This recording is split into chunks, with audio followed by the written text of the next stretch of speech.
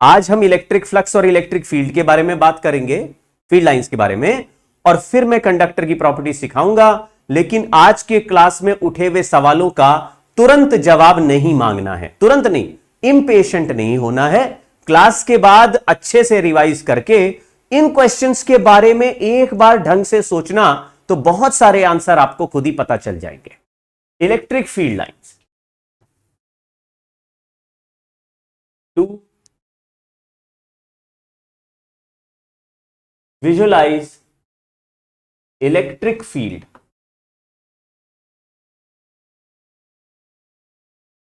imaginary lines are drawn from charge। ये सचमुच है नहीं, ये सब ऐसा सोचा गया कि ऐसा करो भाई कि एक चार्ज कहीं रखा है तो उसके चारों तरफ इलेक्ट्रिक फील्ड बन गया। तो किसी ने बोला तो चारों तरफ इलेक्ट्रिक फील्ड कैसा बन गया? क्या राउंड राउंड बन गया, या ऐसे ऐसे बन गया, या ऐसे ऐसे बन गया? कैसा इलेक्ट्रिक फील्ड है, थोड़ा समझ नहीं आ रहा। तो किसी ने कहा देखो हम बताते हैं कि अगर कोई चार्ज कहीं रखा है तो वो उसके फील्ड का डायरेक्शन मिलाते हुए कोई भी लाइन ड्रॉ कर दो। जैसे मैंने बोला यहां पर फील्ड लाइन का डायरेक्शन क्या है, आपने बोला पॉजिटिव चार्ज है तो यहां पे फील्ड का डायरेक्शन ऐसे अवे है। तो इसी अवे वाले लाइन में थोड़ा और आगे जाऊं, थोड़ा सा और डीएक्स आगे गए और बोला अब बताओ इस जगह पे क्या है, तो आपने बोला अभी भी अवे है। फिर आप इसी लाइन पे आगे चले गए, इसी एरो पे थोड़ा सा आगे चले गए, अब बोला अब डायरेक्शन क्या है, आपने बोला अवे है। तो ये जितने छोटे छोटे एरो है सबको मिला के आपने ड्रॉ कर दिया, एक फील्ड लाइन हो गई। फिर आपने बोला अब यहां पे करते हैं, इसी तरह से हम नाटक करते जाएंगे और थोड़ा थोड़ा लाइंस ड्रॉ करते जाएंगे, ऐसे फील्ड लाइन। यानी डायरेक्शन ऑफ इलेक्ट्रिक फील्ड के अलोंग हम कुछ ऐसे लाइंस बनाएं जो इलेक्ट्रिक फील्ड को रिप्रेजेंट करने लगे और हमारा विजुअलाइजेशन या हमारा imagination about electric field better कर दे। हम कह रहे हैं ये चार्ज इलेक्ट्रिक फील्ड बना रहा है, तो आपको देखने पता चला कैसे बना रहा है, अवे बना रहा ऐसे। तो इसकी फील्ड लाइन हमने अवे की तरफ जाती हुई बना दी।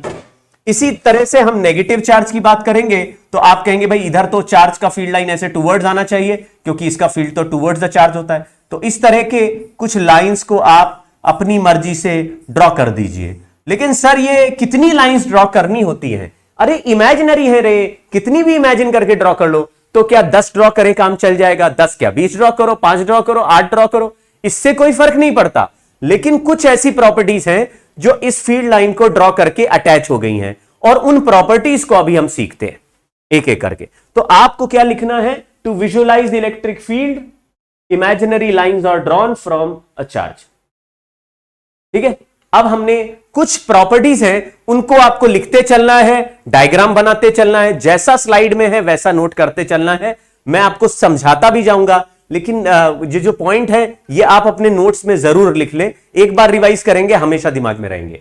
Electric field lines are imaginary lines which represent magnitude and direction of field in space.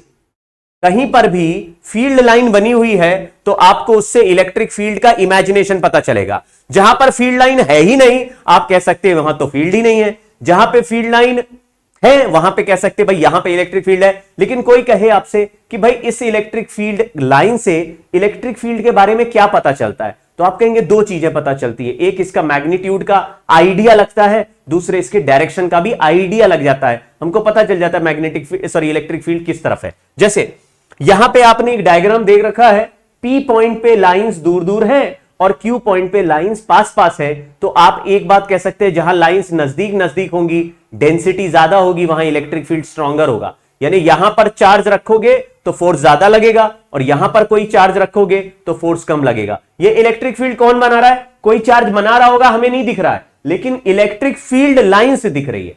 मान लीजिए इलेक्ट्रिक फील्ड लाइंस किसी ने ऑलरेडी ड्रॉ करके छोड़ दी, बोला यहां पे इलेक्ट्रिक फील्ड ऐसा है, तो देख के बता सकते हो कि यहां पर ज्यादा इलेक्ट्रिक फील्ड का कम है मैग्नीट्यूड और यहां ज्यादा है, तो लाइन की डेंसिटीज। अब क्या है, ये आगे सब लिखा हुआ है और टेंजेंट से डायरेक्शन ऑफ इलेक्ट्रिक फील्ड मिलेगा। तो आपको ऐसा एक डायग्राम बना लेना है और नेक्स्ट पॉइंट में ये डायग्राम को यूज करेंगे। आप ये डायग्राम बना लो, कैसे भी बना लो, ऐसे बना लो, इतना डिजाइनर बनाने ऐसे बना दिया। यहां पे P पॉइंट लिख दिया, यहां पे Q लिख दिया। P पॉइंट पे गैप बिटवीन द लाइंस ज्यादा है तो इलेक्ट्रिक फील्ड कम हो जाएगा, जहां पे गैप बिटवीन द लाइंस कम है वहां इलेक्ट्रिक फील्ड ज्यादा हो जाएगा। ये सारे पॉइंट आगे लिखे हैं। पहला पॉइंट यही लिखा है, density of electric field line is proportional to magnitude of electric field. यानी लाइंस क्लोजर है, क्लोजर लाइंस का मतलब स्ट्रॉन्गर फील्ड।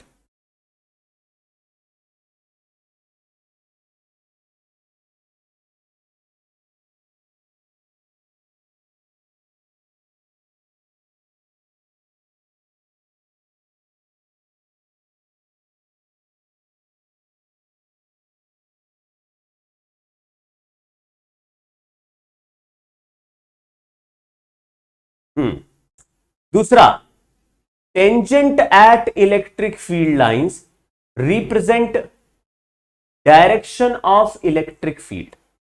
कहीं पर भी फील्ड लाइन है, उसके किसी पॉइंट पर पूछा बताओ ये फील्ड लाइन है, ये फील्ड लाइन है, ये फील्ड लाइन है, फील्ड लाइन है, लेकिन इसके रास्ते पे कहीं पर भी टेंजेंट ड्रॉ करोगे तो आपको इस पॉइंट पर इलेक्ट्रिक फील्ड का डायरेक्शन आएगा। तो ये डायरेक्शन किसका है, फील्ड लाइन का या इस पॉइंट पर इलेक्ट्रिक फील्ड का? तो आप बोलेंगे इस पॉइंट पर इलेक्ट्रिक फील्ड। तो डायरेक्शन वेक्टर का है, और वेक्टर कौन है, इलेक्ट्रिक फील्ड।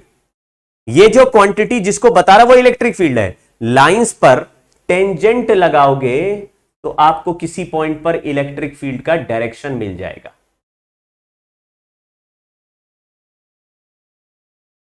इसीलिए लाइंस इंटरसेक्ट नहीं करती, क्योंकि दो टेंजेंट मतलब two directions are not possible.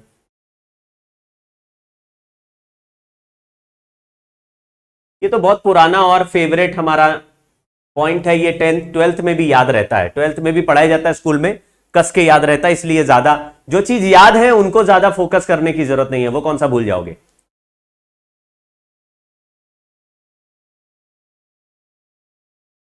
पहला पॉइंट है डेंसिटी, मैग्नीट्यूड बताएगा, बताएगा प्रोपोर्शनल है, वैल्यू नहीं बताएगा।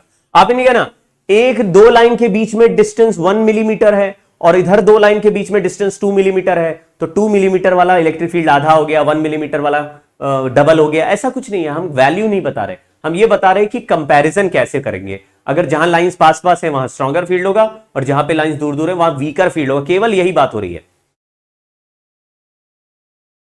Electrostatic field lines never form closed loop. आप इस शब्द को अंडरलाइन कर देना, और ये जबरदस्त कंफ्यूजन है दुनिया में, उसको दूर कर लेना। केवल इलेक्ट्रोस्टैटिक फील्ड, इलेक्ट्रोस्टैटिक फील्ड किसको कहते हैं, जो स्टेशनरी चार्जेस से बनते हैं, वैसे इलेक्ट्रिक फील्ड को इलेक्ट्रोस्टैटिक फील्ड कह रहे हैं। यहां पे जानबूझ के शब्द इलेक्ट्रोस्टैटिक यूज किया है।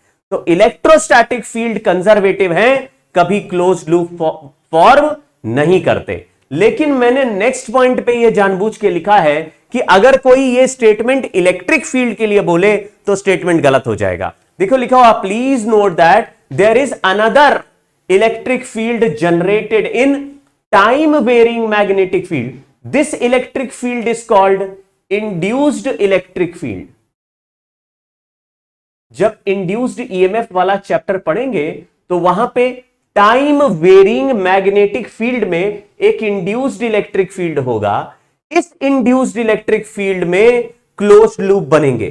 तो ये इलेक्ट्रोस्टैटिक में नहीं होता, लेकिन happens only in induced electric field in time varying magnetic field.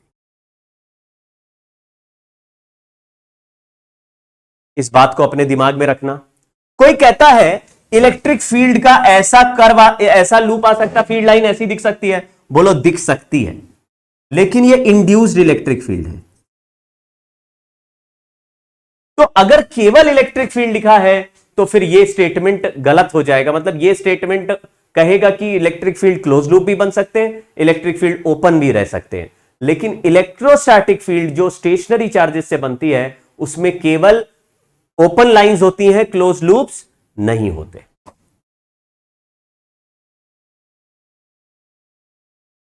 बिल्कुल। Electrostatic field lines open loop बनाएंगे, जबकि ये क्लोज लूप भी बना सकते हैं।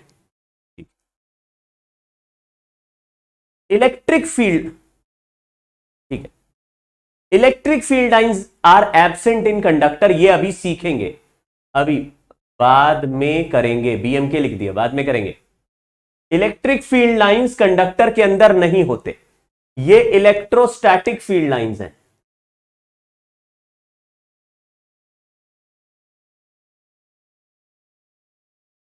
Only in electrostatic. भाई देखो, आप थोड़ा याद रखना, मैं केयरफुल हूं, आप भी केयरफुल रहना। मैंने केयरफुली क्या बोला आपको कि इलेक्ट्रिक फील्ड्स कंडक्टर के अंदर नहीं दिखते, लेकिन ये केवल इलेक्ट्रोस्टैटिक में, यानी कि जब तक ये वाला चैप्टर चल रहा है तब कंडक्टर के अंदर इलेक्ट्रिक फील्ड पूछेंगे, आप जीरो बोल देना। लेकिन जब आपने करंट इलेक्ट्रिसिटी पढ़ेंगे तो आप देखेंगे कि करंट इलेक्ट्रिसिटी में वायर के अंदर इलेक्ट्रॉन्स चलते हैं, और इलेक्ट्रॉन्स चलते तभी हैं जब वायर के अंदर इलेक्ट्रिक फील्ड होता है। इसका मतलब है अगले ही चैप्टर करंट इलेक्ट्रिसिटी में, यानी इलेक्ट्रोस्टैटिक और कैपेसिटेंस में स्टेशनरी चार्ज की कहानी है, और जहां चार्ज स्टेशनरी रहता है वहां कंडक्टर के अंदर इलेक्ट्रिक फील्ड नहीं बनता। लेकिन जहां मूवेबल चार्ज होते हैं, और मैग्नेटिज्म में भी मूवेबल चार्ज होते हैं, और इंड्यूस्ड ईएमएफ में भी मूवेबल चार्ज होते हैं, उन सभी में करंट फ्लो करेगा तो अंदर इलेक्ट्रिक फील्ड होगा। तो आपको दोनों बातें क्लियर रहनी चाहिए कि आपको कोई कहता है कंडक्टर के अंदर इलेक्ट्रिक फील्ड जीरो है, यह स्टेटमेंट ट्रू है या फॉल्स। मैं फिर से रिपीट करता हूं, कंडक्टर के अंदर इलेक्ट्रिक फील्ड जीरो होता है, यह स्टेटमेंट ट्रू है या फॉल्स। आप कह दीजिए यह स्टेटमेंट फॉल्स है। कंडक्टर के अंदर इलेक्ट्रोस्टैटिक फील्ड जीरो होता है, यह स्टेटमेंट ट्रू है। Only in electrostatic electric field inside a conductor is zero, यह स्टेटमेंट ट्रू है। तो यह स्टेटमेंट अभी मैं क्यों ट्रू है यह अभी सिखाता हूं, या प्रॉपर्टीज ऑफ कंडक्टर में इसको डील करेंगे, लेकिन अभी सिंपल है। एक बच्चे ने पूछा सर लाइन ऑफ फोर्स क्या होता है? लाइन ऑफ फोर्स यही होता है, इसी को अभी हम करेंगे, यही लाइन ऑफ फोर्स है। Electric field lines are perpendicular to the surface of conductor body, ये भी अभी हम बाद में करेंगे, यानी कि कंडक्टर प्रॉपर्टी में सीखेंगे, लेकिन आप इसको नोट कर सकते हैं कि इलेक्ट्रिक फील्ड लाइंस कंडक्टर के सरफेस के परपेंडिकुलर हमेशा निकलती है, यानी कहीं पर भी इलेक्ट्रिक फील्ड लाइंस बाहर आती हुई दिखेगी तो सरफेस के परपेंडिकुलर होगी। लेकिन कंडक्टर के अंदर कोई फील्ड लाइन नहीं होगी, और कंडक्टर के अंदर से फील्ड निकलते समय कोई टेढ़ा एंगल भी नहीं बना सकती है। The line has to come out, alpha less than 90 भी नहीं हो सकता, 90 ही रहना चाहिए।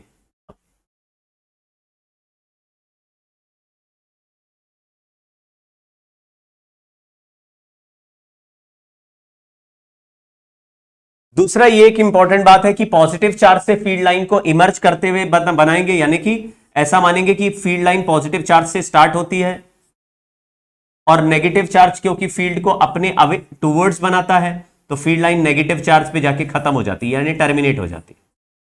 तो अगर पॉजिटिव चार्ज से नेगेटिव चार्ज की तरफ फील्ड चल रही है, तो पॉजिटिव चार्ज स्टार्टिंग पॉइंट है, नेगेटिव चार्ज एंड पॉइंट है, तो ये क्लोज लूप नहीं बन रहा, बस पॉजिटिव से चला नेगेटिव पे खत्म। आप कहोगे ये तो वापस आ ही नहीं रहा, नहीं आएगा, पॉजिटिव से चला नेगेटिव पे खत्म।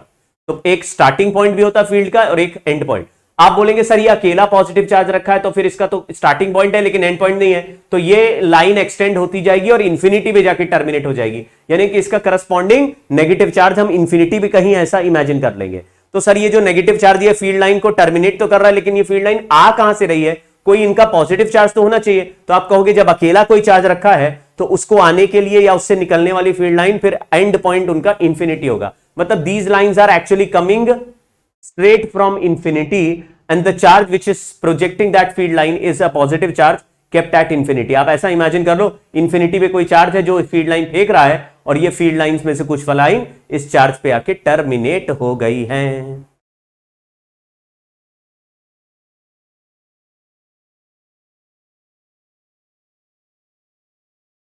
Electric field lines perpendicular to surface होता है कंडक्टर में, ये अभी हम सीखेंगे, कंडक्टर की प्रॉपर्टीज आगे लिखेंगे तो सीखेंगे, लेकिन अभी के लिए आप केवल नोट कर लो इसको। Total field lines formed by a positive charge और टर्मिनेटेड बाय नेगेटिव चार्ज, हमने शॉर्टकट में लिख दिया टर्मिनेटेड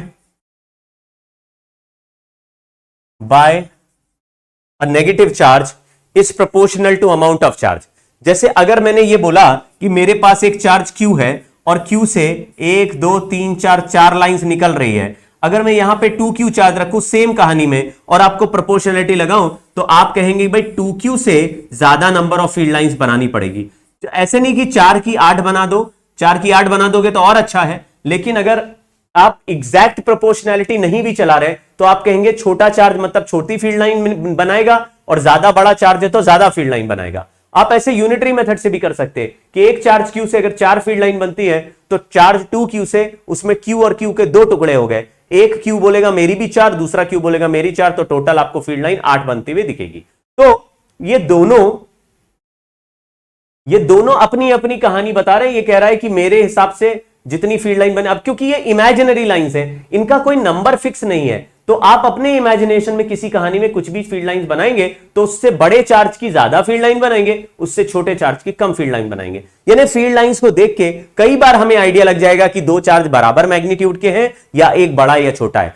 वैल्यू की कंपैरिजन नहीं कर सकते, लेकिन यह बता सकते हैं कि कौन सा बड़ा है कौन सा छोटा है। क्या यह समझ गए?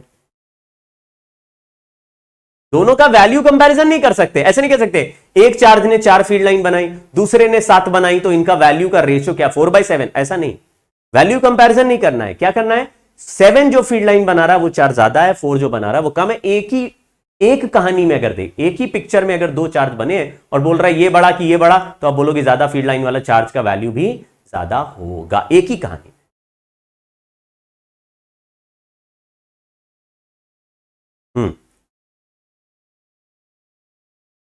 तो total field lines formed by a positive charge और a negative charge is proportional to amount of charge. ये एक फर्जी, ये स्टेटमेंट फर्जी है, ये मेड बाय केटी है, ये मैंने बनाया स्टेटमेंट है ना, ये दुनिया में नहीं है। अगर आप फील्ड लाइन की प्रॉपर्टी पढ़ेंगे तो किसी भी बुक में ये प्रॉपर्टी आपको नहीं मिलेगी, ये गॉस लॉ से मैंने बना दिया।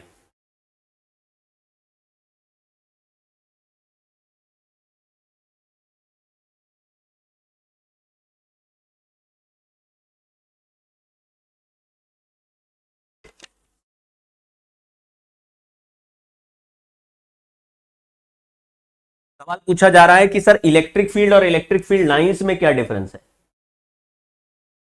नहीं, इलेक्ट्रिक फील्ड लाइंस और electric field lines of force में क्या डिफरेंस है? कोई डिफरेंस नहीं है, दोनों चीजें सेम है। मैं यहां पीछे लिख देता हूं, electric field lines are lines of force because electric force on a charge is along the electric field line.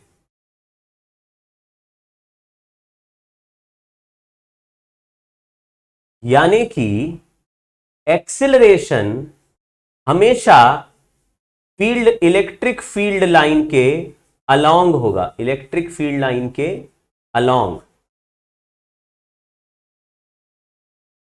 Acceleration is along electric field lines, but velocity of charge may not be along electric field lines.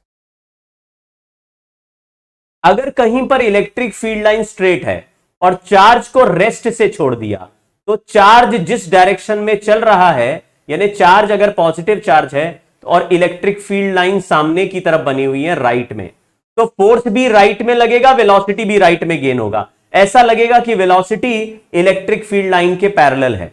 लेकिन अगर electric field line ऐसे round घूम गई तो यहां पे charge को छोड़ा तो चार्ज ऐसे चल के जाएगा, जबकि इलेक्ट्रिक फील्ड लाइन घूम गई तो चार्ज का वेलोसिटी तो बदल गया, वेलोसिटी तो गेन हो गया, तो वेलोसिटी से चार्ज किसी और डायरेक्शन में चलेगा, फील्ड लाइन किसी और डायरेक्शन में चलेगी। यानी अगर फील्ड लाइन टर्न हो गई तो भी रेस्ट से चलने वाला छोड़ा हुआ पार्टिकल अलग डायरेक्शन में चलेगा, तो वेलोसिटी और ई नॉट पैरेलल हो जाएंगे।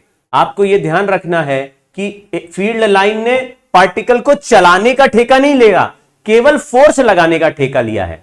अगर पार्टिकल पे एक्स एक्सिस में इलेक्ट्रिक फील्ड लाइन है और पॉजिटिव चार्ज को छोड़ दिया तो एक्स एक्सिस पे फोर्स लगेगा। थोड़ी देर के बाद मान लो फील्ड लाइन मुड़ के वाई में चली गई तो फोर्स वाई में लगने लगेगा, लेकिन एक्स में चलते चलते पार्टिकल तो एक्स में वेलोसिटी गेन कर चुका है, तो पार्टिकल एक्स में भी चलेगा, और वाई में फोर्स लग रहा है तो वाई में भी चलेगा, तो कोई बीच में निकल जाएगा। तो फील्ड लाइन अलग रास्ते मुड़ सकती है, पार्टिकल का वेलोसिटी फील्ड लाइन को फॉलो करे यह जरूरी नहीं है। मैं क्लियरली बोलता हूं, किसी भी सवाल में लिखा है कि the charge has to move along field line is a wrong statement.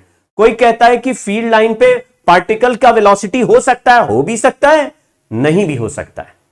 तो क्या यूनिफॉर्म इलेक्ट्रिक फील्ड में चार्ज हो तो फील्ड लाइन के अलोंग चलेगा? जरूरी नहीं है। अगर उसको रेस्ट से छोड़ोगे तो यूनिफॉर्म फील्ड में फील्ड लाइन के अलोंग चलेगा।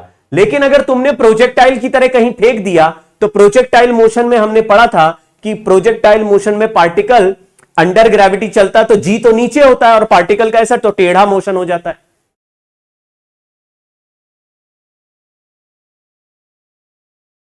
सही से लिखो। Oh electric field lines are lines of forces. थोड़ा गंदी हैंड राइटिंग हो गई, लाइंस ऑफ फोर्स। तो फील्ड लाइन को लाइन ऑफ फोर्स क्यों कहते हैं? क्योंकि फोर्स इसी लाइन के अलोंग है। लेकिन क्या इनको लाइन ऑफ वेलोसिटी भी कहते हैं या लाइन ऑफ मोशन कहते हैं? Line of motion, line of velocity नहीं कहते। क्यों? क्योंकि इनका फोर्स का डायरेक्शन मैच करता है, वेलोसिटी और पाथ का डायरेक्शन मैच नहीं करता।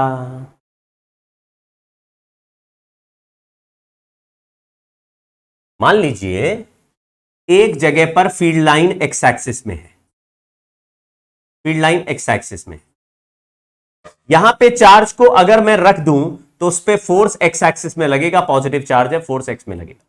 लेकिन चार्ज को अगर ऐसे फेंक दूं तो पार्टिकल को ऐसा फेंक दिया तो पार्टिकल ऐसे चलते हुए ऐसे मुड़ के जाएगा। सर ये तो प्रोजेक्टाइल मोशन जैसा लग रहा है। हाँ जी, प्रोजेक्टाइल मोशन वाला है। तो फोर्स तो एक्स एक्सिस में है, क्या पार्टिकल केवल एक्स में चल रहा है? नहीं, पार्टिकल को वाई में फेंक दोगे तो पार्टिकल तो 2D हो जाएगा, एक्स में भी चलेगा, एक्स में भी चलेगा और वाई में भी चलेगा। तो हम कहेंगे यार इसकी चलने की डायरेक्शन अलग है और फील्ड लाइन का डायरेक्शन अलग है। तो फील्ड लाइन जो है is not line of motion, it is line of force.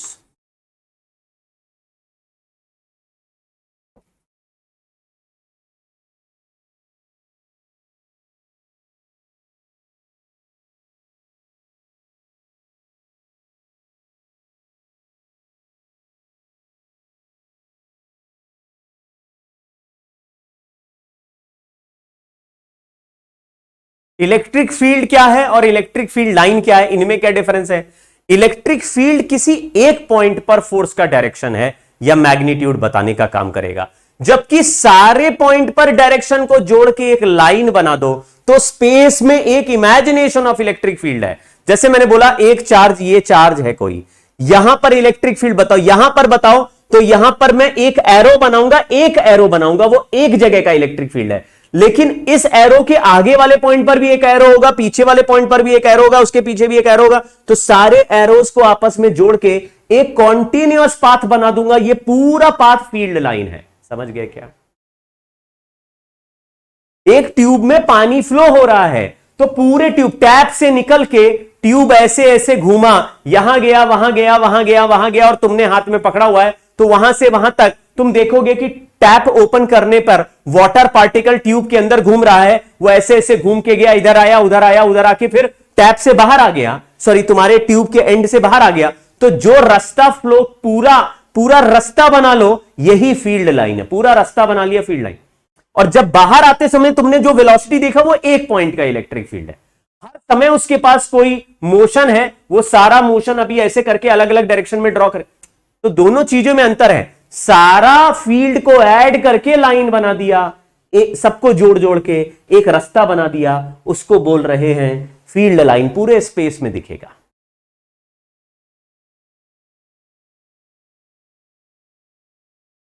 Properties of charged conductor.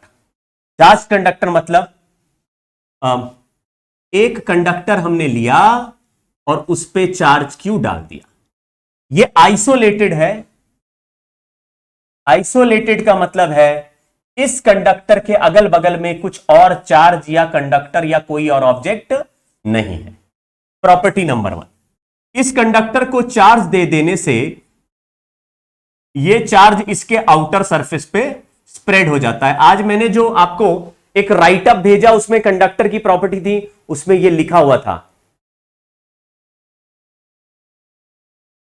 उसमें ये लिखा हुआ था। तो उसमें पहला पॉइंट लिख लो कि ये जो चार्ज है, टोटल चार्ज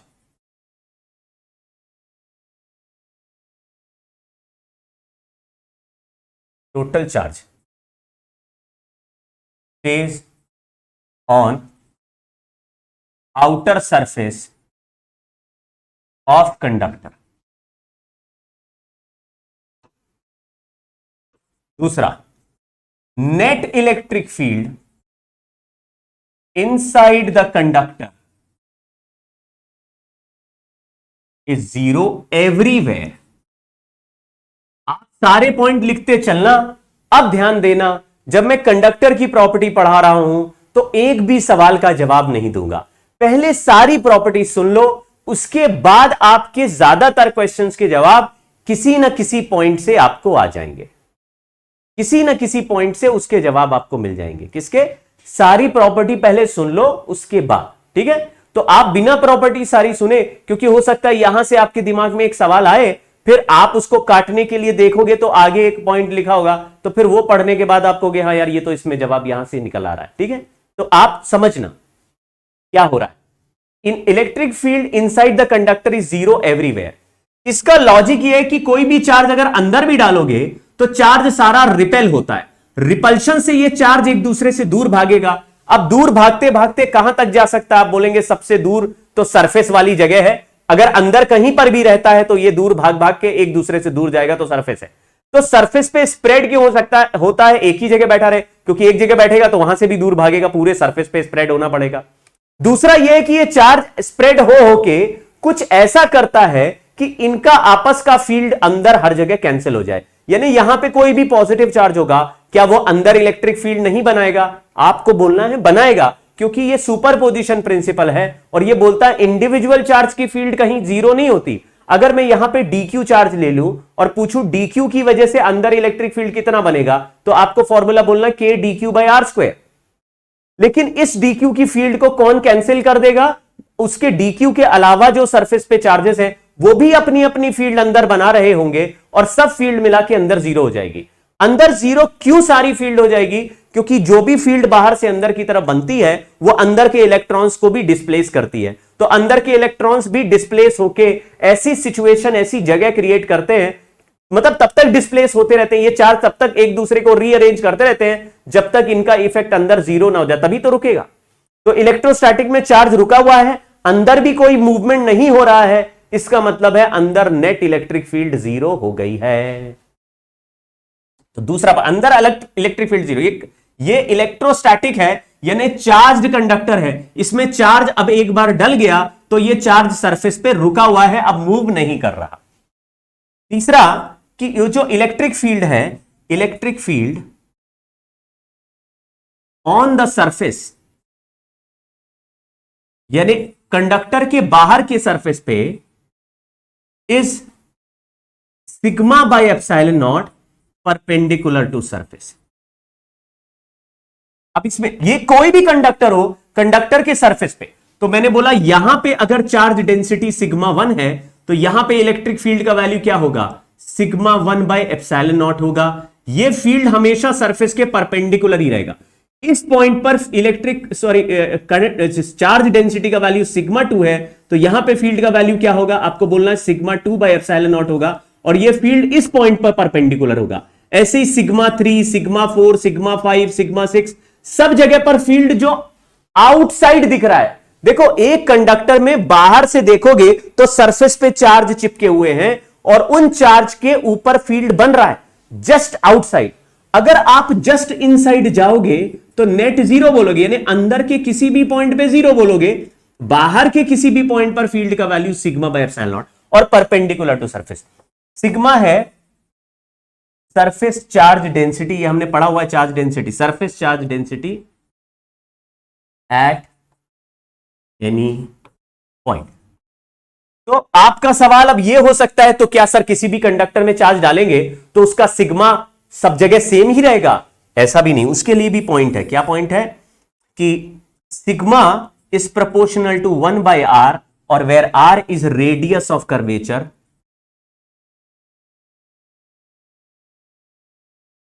ऑफ कंडक्टर।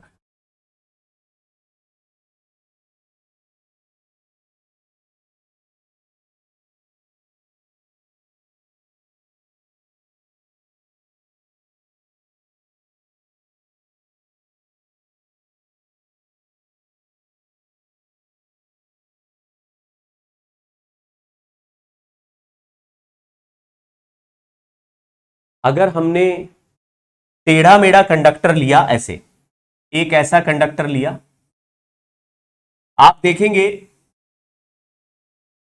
ये जगह पर थोड़ा शार्प टर्न है, मतलब इधर का रेडियस छोटा है, और ये थोड़ा ब्रॉड टर्न है, इसका रेडियस बड़ा है। यहां पे लिख देते हैं r1 रेडियस, यहां लिख देते हैं r2 रेडियस, यहां लिख देते हैं सिग्मा 1, यहां लिख देते हैं सिग्मा 2। यहां पे फील्ड बनेगा सिग्मा 1/ε0, यहां पर फील्ड बनेगा सिग्मा 2/ε0। आप कहेंगे क्योंकि r1 is less than r2 तो sigma 1 is greater than sigma 2, यानी electric field E1 is greater than E2।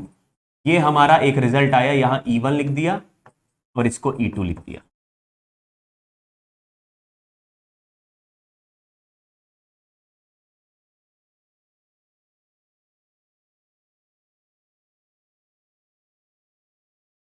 हाँ, अगर कोई शार्प एज है तो शार्प एज पे रेडियस ऑफ कर्वेचर और भी कम हो जाएगा।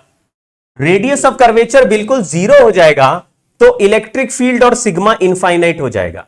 इसलिए यह देखा जाता है कि शार्प एज पे ही जब भी स्पार्किंग होती है तो उसकी सबसे ज्यादा टेंडेंसी शार्प एज पे स्पार्किंग की होती है। कभी भी आप देखना, अगर हाई इलेक्ट्रिक फील्ड में एक कंडक्टर को चार्ज दे दिया जाए तो उसके स्पार्क निकलने के चांस सबसे ज्यादा उसके शार्प एज पे होते हैं। कभी आपने कोरोना डिस्चार्ज का नाम सुना? कोरोना डिस्चार्ज का नाम सुना है? कोरोना डिस्चार्ज, कोरोना वायरस नहीं,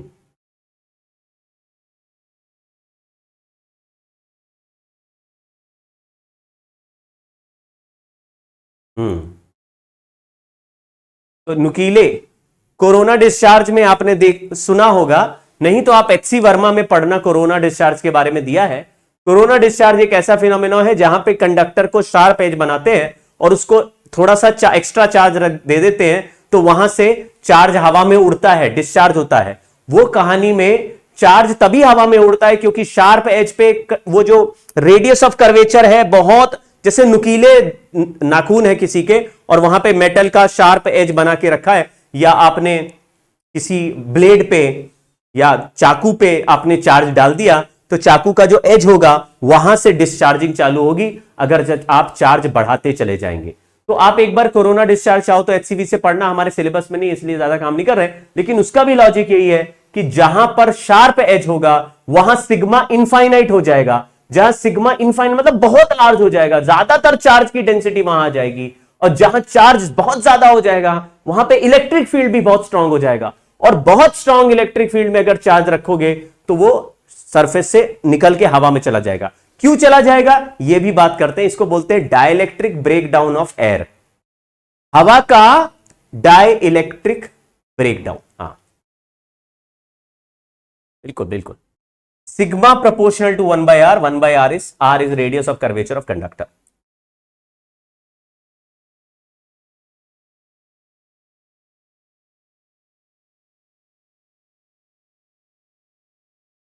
इलेक्ट्रोस्टैटिक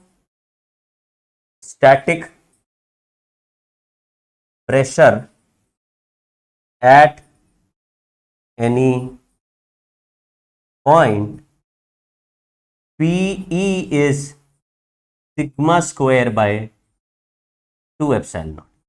इसको आप नोट कर लो, इसको भी डिराइव कर सकते हैं लेकिन अभी डिराइव नहीं कर रहा हूं मैं। Sigma square by 2 epsilon. Electrostatic pressure होता क्या? ये जो चार्ज सारे डाल रखे हैं ये सारे चार्ज एक दूसरे को रिपेल कर रहे हैं। ये सारे चार्ज एक दूसरे को रिपेल करेंगे तो सारे चार्ज के रिपल्शन से ऐसा लगेगा कंडक्टर को कोई अंदर से बाहर की तरफ पुश कर रहा है। तो सारे चार्ज एक दूसरे को रिपेल कर रहे हैं तो सरफेस में ऐसे एक्सपेंशन की टेंडेंसी बन रही है। जो एक्सपेंशन की टेंडेंसी बन रही है उसी से हम लोग टर्म इमेजिन कर रहे हैं कि ऐसा लग रहा है जैसे कि कोई गैस भरा है और अंदर से प्रेशर क्रिएट करके एक्सपैंड करने की कोशिश कर रहा है। तो इलेक्ट्रोस्टैटिक में म्यूचुअल एक्सपेंशन रिपल्शन से एक प्रेशर क्रिएट हो रहा है सरफेस पे। जैसे अगर सोप बबल पे कोई चार्ज डाल दोगे तो सोप बबल एक्सपैंड हो जाएगा। सोप बबल लेके और उसमें एक चार्ज डाल दो, सोप बबल लो, उसमें चार्ज डाल दो, कुछ चार्ज डाल दोगे तो चार्ज सरफेस पे फैल गया। फैलते ही चार्ज ऐसे सोप बबल को एक्सपैंड करने लगेगा क्योंकि इलेक्ट्रोस्टैटिक प्रेशर ऐसे सोप बबल पे बाहर की तरफ खींचेगा। तो उसी इलेक्ट्रोस्टैटिक प्रेशर का फॉर्मूला सिग्मा स्क्वायर बाय 2 ε0 कैसे आया? या तो एचसीवी से करेंगे या फिर इसके लिए वेट करेंगे, मैं आपको बताऊंगा।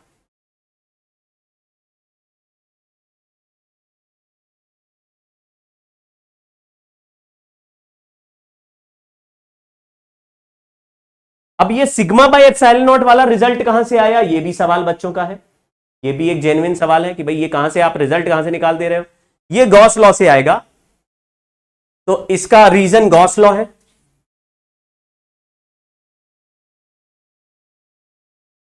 गॉस लॉ भी पढ़ेंगे।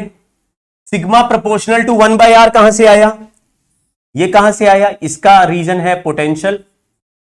इलेक्ट्रिक पोटेंशियल में ये पढ़ेंगे। तो बहुत सारी चीजें जो फ्यूचर में आएंगी, लेकिन आप ये सारे रिजल्ट मान के चलना। मतलब आप ये नहीं कहना कि सर हम जब तक मुझे आप रीजन नहीं बताओगे तब तक हम मानेंगे नहीं सिग्मा प्रोपोर्शनल आर। नहीं, मैंने बता दिया, आपको मान लेना है, आपको ये सारे रिजल्ट को दिमाग में रखना है। सिग्मा बाय एप्सिलॉन नॉट एक इंपॉर्टेंट रिजल्ट है किसी भी कंडक्टर में। किसी भी कंडक्टर के सरफेस पे electric field sigma by epsilon not. तो पहले समझ लो, किसी कंडक्टर पे चार्ज क्यू डाला तो चार्ज क्यू कहां गया, आप बोलेंगे सारा चार्ज आउटर सरफेस पे फैला लो। अगर कंडक्टर हॉलो है तो भी चार्ज आउटर सरफेस पे फैला लो। यानी कि मेरे घर में कोई ऐसा बॉक्स है जो बंद है, अंदर से हॉलो, ऐसे कंडक्टर है जो अंदर से हॉलो है लेकिन बाहर से पूरा बंद है, बाहर से पूरा बंद है। चार्ज डाला केवल बाहर बाहर वाले सरफेस पे है, उसको अंदर के हॉलोनेस से कोई मतलब नहीं है। दूसरा, चार्ज जो सरफेस पे फैल जाएगा वो आपस में ही अपना इलेक्ट्रिक फील्ड अंदर नेट फील्ड जीरो कर देगा। यानी यहां पे जो पॉजिटिव चार्ज है वो अंदर इलेक्ट्रिक फील्ड बनाएगा, लेकिन बाकी सारे चार्जेस उस फील्ड को माइनस कर कैंसिल कर देंगे। कोई भी चार्ज एक एक फील्ड बनाता रहेगा, लेकिन आप रिजल्टेंट फील्ड अंदर निकालोगे हर जगह जीरो हो जाएगी। दूसरा, तीसरी बात, इलेक्ट्रिक फील्ड अंदर जीरो है लेकिन बाहर जीरो नहीं है। तो बाहर जीरो नहीं है तो बाहर हर पॉइंट पर अलग अलग इलेक्ट्रिक फील्ड है, लेकिन सरफेस पे बाहर कहीं पर फील्ड पूछोगे तो answer sigma by epsilon not है। और सरफेस पर इलेक्ट्रिक फील्ड आउटसाइड में परपेंडिकुलर टू सरफेस है। चौथा, जो ये सिग्मा हमने लिखा वो हर जगह सेम नहीं होता, वो कंडक्टर के शेप पे डिपेंड करता है कि कैसा शेप है। जहां पे कर्वेचर छोटा है यानी शार्प है, यानी ज्यादा टर्न आ रहा है, तो ज्यादा शार्प टर्न आया मतलब रेडियस कम हो गया, सिग्मा यहां ज्यादा होगा। ऐसे आप ऐसे दो कंडक्टर को कंपैरिजन करेंगे तो एक पे शार्प एज है, एक जगह पे थोड़ा ब्रॉड बेंड है, तो ब्रॉड बेंड के जगह पर सिग्मा कम होगा, शार्प टर्न पे सिग्मा ज्यादा होगा। जहां सिग्मा ज्यादा होगा वहां इलेक्ट्रिक फील्ड ज्यादा होगा। तो मैंने बोला जहां रेडियस कम है वहां सिग्मा ज्यादा, वहां इलेक्ट्रिक फील्ड भी ज्यादा है। तो सारे कंडक्टर के सरफेस पे हर जगह इलेक्ट्रिक फील्ड सेम नहीं होता। और आखिरी पॉइंट लिखा है कि ये चार्ज डालने पर ये सारे चार्ज एक दूसरे को रिपेल करते हैं, तो ऐसा लगता है अंदर से प्रेशर क्रिएट हो गया। उस प्रेशर का value at any point is written as pressure electrostatic is sigma square by 2 ε0। ये सारे रिजल्ट आसानी से डेराइव किए जा सकते हैं, ये भी और ये भी, ये सारे रिजल्ट डेराइव किए जा सकते हैं तो हम कर लेंगे, नहीं तो एचसीवी में डेरिवेशन दिया है सबका, वहां से देख लेंगे। अब जैसे अगर कोई सिलेंडर या कंडक्टर ले लिया, लॉन्ग सिलेंडर या कंडक्टर स्फेरिकल ले लिया, तो स्फीयर में हर जगह रेडियस एक जैसा होता है, तो स्फीयर कैसा बॉडी हो जाएगा चार्ज डालने पर, आप कहेंगे जी यूनिफॉर्मली चार्ज बॉडी हो जाएगा। कुछ समझे क्या?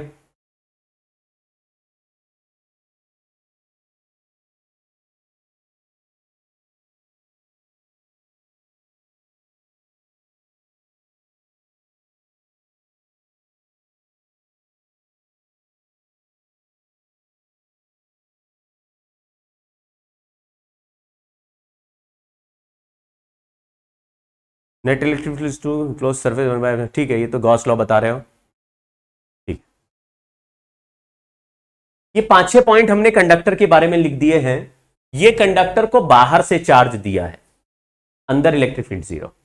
और कोई पॉइंट इमेजिन कर लेता हूं, मैं सोच लेता हूं कोई और पॉइंट तो नहीं है।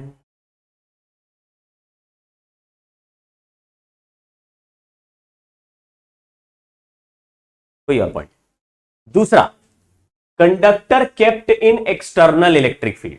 तो लिखा है if a neutral conductor is kept in front of a charge or kept in external electric field, दोनों काम एक ही है। समझना आराम आराम से। मैंने एक कंडक्टर लिया रैंडम शेप का, ये कोई फिक्स शेप नहीं, इसके सामने एक पॉजिटिव चार्ज क्यों रख दिया। ये कंडक्टर खुद न्यूट्रल है, इसको चार्ज मैंने नहीं दिया है।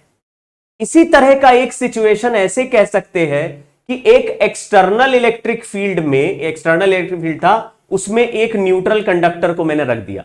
यहां पे एक्सटर्नल इलेक्ट्रिक फील्ड बनाने वाला चार्ज दिख नहीं रहा है, कहीं होगा हमें दिखाया नहीं गया, उसकी फील्ड दिख रही है।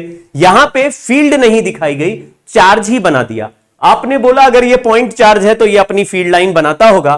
तो दो अलग सवाल हैं, लेकिन पिक्चर और इमेजिनेशन और कहानी और रिजल्ट दोनों के सेम है। क्या? अगर एक्सटर्नल इलेक्ट्रिक फील्ड पहले से ही कहीं थी रूम में और वहां पे कोई कंडक्टर ले जाओ, या तुम्हारे रूम में कोई चार्ज रखा था तो वो फील्ड लाइन बना ही चुका होगा, उसके सामने कोई कंडक्टर ले जाओ, ये दोनों सवालों के आंसर एक ही तरीके से डील करने हैं। क्या?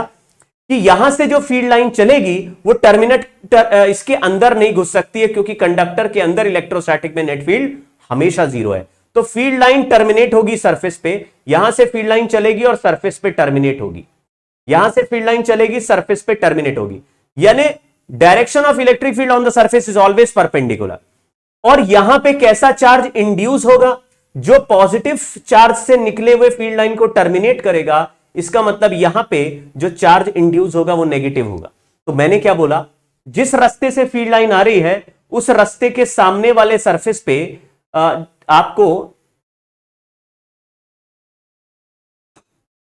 आपको कंडक्टर में नेगेटिव चार्ज अपीयर हो जाएगा। तो हमने बोला नेगेटिव, यहां पे बोला opposite, opposite induced charge will appear on facing surface। जैसे पॉजिटिव चार्ज के सामने जो सरफेस है उस पे नेगेटिव चार्ज अपीयर हो जाएगा, और क्योंकि ये न्यूट्रल कंडक्टर है तो इसके अपोजिट में पॉजिटिव चार्ज इंड्यूस हो जाएगा, और पॉजिटिव चार्ज फील्ड लाइन को बाहर की तरफ निकाल देगा। लेकिन बाहर निकलते समय भी फील्ड लाइन सरफेस के परपेंडिकुलर स्टार्ट होंगी और अंदर नहीं होंगी। यहां पर नेगेटिव चार्ज आया तो यहां पे पॉजिटिव आ जाएगा, न्यूट्रल कंडक्टर है, यहां से फील्ड लाइन ऐसे बाहर निकल जाएंगी। तो negative charge is induced, electric field जिधर से आ रहा है उसके सामने के सरफेस पे नेगेटिव फील्ड लाइन इंड्यूस हो जाएगी। और यहां पे हमने देखा कि field line inside the conductor is 0। तीसरी बात, field line is perpendicular to surface of conductor. यहां पे same point, lines are perpendicular and inside no field line.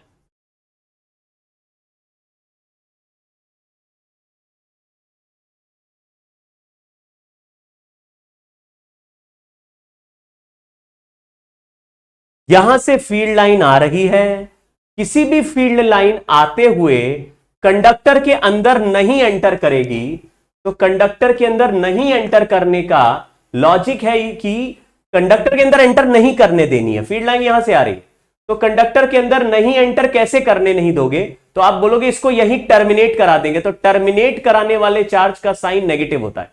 इसका मतलब जो फील्ड लाइन इधर से आ रही है, यहां पे पॉजिटिव चार्ज रहा होगा, वहां से फील्ड लाइन आ रही है, तो यहां पे टकरा के आपको नेगेटिव, आपको ऐसे नेगेटिव चार्ज अपीयर होता हुआ दिखेगा। लेकिन ये फील्ड लाइन को थोड़ा सा डिस्टॉर्ट क्यों कर दे रहा हूं, क्योंकि सरफेस पे टकराते समय फील्ड लाइन हमेशा परपेंडिकुलर ही होनी चाहिए, तो आगे चल के सीधा चल के थोड़ा सा बेंड होके सरफेस पे टकराते समय परपेंडिकुलर टू सरफेस दिखेगी। और यहां नेगेटिव चार्ज अपीयर इसलिए हुआ क्योंकि फील्ड लाइन को अंदर जाने से रोकना है, मतलब टर्मिनेट करना है। और लास्ट इसमें लिखा था कि जो नेगेटिव चार्ज होते हैं वो फील्ड लाइन को टर्मिनेट करते हैं और पॉजिटिव चार्ज जनरेट करते हैं। यानी जहां से आ रहा है वहां तो पॉजिटिव चार्ज है ही, और जहां पे टर्मिनेट हुआ वहां नेगेटिव चार्ज होगा, यहां पे पॉजिटिव हो जाएगा। क्यों? क्योंकि ये न्यूट्रल कंडक्टर है, तो जितना नेगेटिव इधर आया रिपल्शन से उसके बराबर का पॉजिटिव दूसरे साइड आ जाएगा। ये पॉजिटिव फील्ड लाइन को ऐसे बाहर निकालेगा, लेकिन ये फील्ड लाइन भी ऐसे टकरा, मतलब सरफेस पे निकलते समय आपको 90 डिग्री के एंगल पे बाहर आते दिखेंगे।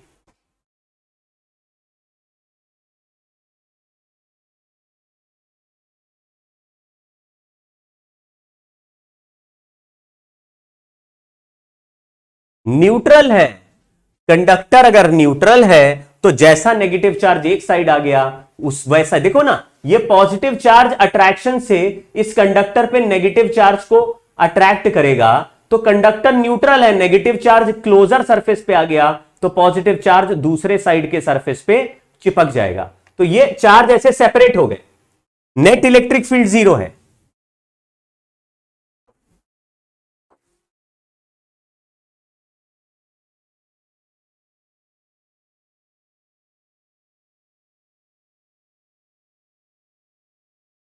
इसी केस में अगर एक कंडक्टर मैंने लिया, एक चार्ज Q लिया, यहां पर पॉइंट P लिया, ये डिस्टेंस R है। क्वेश्चन पूछा electric field due to Q at point P कितना होगा, चलो बताओ। Electric field due to charge Q at point P, ये न्यूट्रल कंडक्टर है।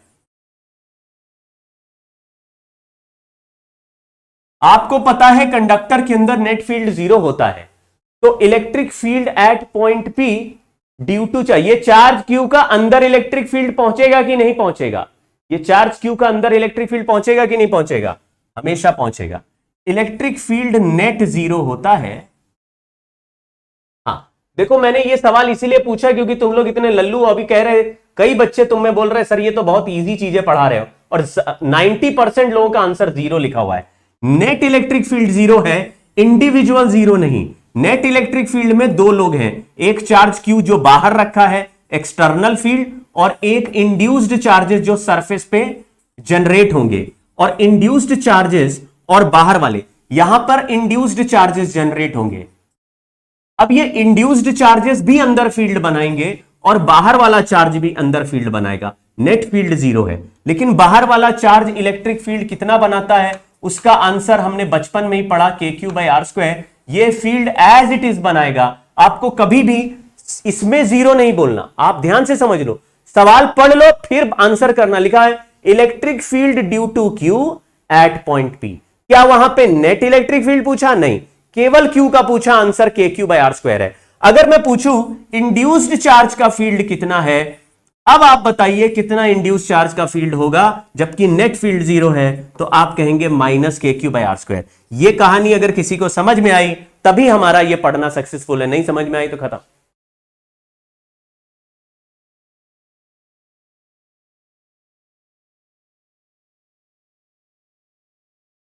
हॉलो में चार्ज इनसाइड कहां होगा? हॉलो कहां है? जबरदस्ती सवाल बना रहे हो।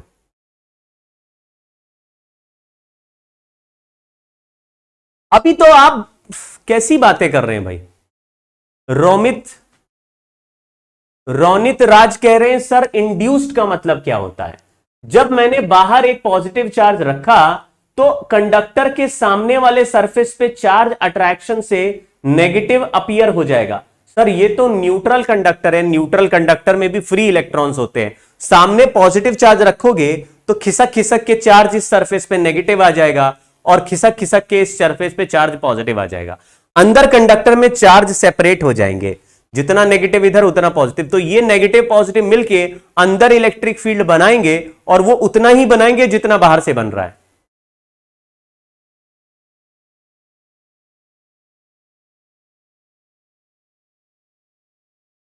दूसरी बात, अब सवाल यही बार बार आ रहा है कि सरफेस पे इलेक्ट्रिक फील्ड जब भी मिल रहा है तो परपेंडिकुलर क्यों मिल रहा है, किसी एंगल पे क्यों नहीं मिल रहा। उसका लॉजिक यह है कि यह चैप्टर का नाम इलेक्ट्रोस्टैटिक है और इलेक्ट्रोस्टैटिक में चार्ज तब तक मतलब रीडिस्ट्रीब्यूशन के बाद चार्ज रेस्ट पे आ जाते हैं, यानी इलेक्ट्रोस्टैटिक मतलब चार्ज एट रेस्ट। अगर चार्ज रेस्ट पे है तो यहां पे इलेक्ट्रिक फील्ड मान लो किसी एंगल अल्फा पे होता तो उसके दो कंपोनेंट हो जाते, E cos alpha and E sine alpha. जो चार्ज पर ई साइन अल्फा वाला इलेक्ट्रिक फील्ड है वो तो चार्ज को बाहर की तरफ पुश करता है, जो बाहर की तरफ फोर्स पुश करता है उससे इलेक्ट्रोस्टैटिक प्रेशर मिलता है, ये तो कोई प्रॉब्लम नहीं। लेकिन जो फील्ड का डायरेक्शन ऐसे पैरेलल टू सरफेस आ जाएगा वो चार्ज को सरफेस के अलोंग शिफ्ट करने लगेगा, और सरफेस के अलोंग चार्ज के चलने की जगह है, बाहर आने की जगह नहीं है। तो बाहर सरफेस पे चिपका हुआ है, लेकिन सरफेस के अलोंग इलेक्ट्रिक फील्ड होगा तो चार्ज सरफेस पे चलेगा, और अगर चार्ज सरफेस पे चलेगा तो चार्ज घूमने लगेगा, चार्ज घूमने लगेगा तो यह कंडक्टर फ्री में गर्म हो जाएगा, फ्री में गर्म हो जाएगा तो कंडक्टर से फ्री में चिंगारियां निकलने लगेंगी। लेकिन हम चार्ज देके कंडक्टर को छोड़ देते हैं या उसके बाहर कोई चार्ज रख के कंडक्टर को रख देते हैं तो हम देखते हैं कि कोई भी मतलब चार्ज के सामने कंडक्टर रखा तो कंडक्टर कोई गर्म नहीं होता, कोई चिंगारियां नहीं निकलती, कुछ हीट नहीं बनती, बस कंडक्टर ऐसे रखा रहता है और अट्रैक्शन रिपल्शन होता है। तो हम कहते हैं इलेक्ट्रोस्टैटिक में चार्ज सचमुच रेस्ट पे है, क्योंकि चलते हुए चार्ज रेडिएशन एमिट करते हैं, ये कोई रेडिएशन एमिट नहीं कर रहा। इसका मतलब है ये जो फील्ड हमने माना है, ये फील्ड इस चार्ज पर फोर्स जो लगा सकता था और इसको चला सकता था वो फील्ड सचमुच नहीं है। अगर ये फील्ड नहीं है तो कंडक्टर के सरफेस पे कैसा फील्ड ही होना चाहिए, सरफेस के परपेंडिकुलर। तो हमने बोला tangential electric field must be zero to keep the charges at rest.